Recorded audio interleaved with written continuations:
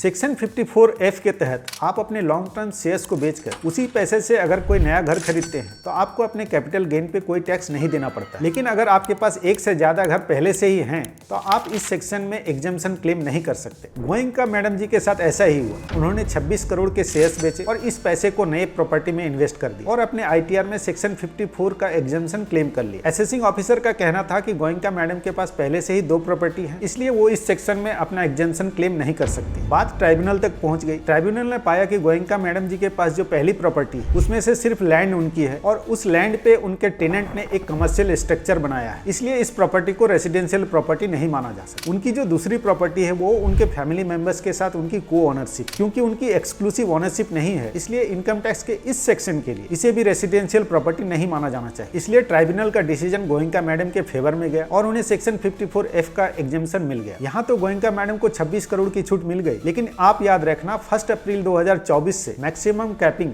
10 करोड़ तक की गई है।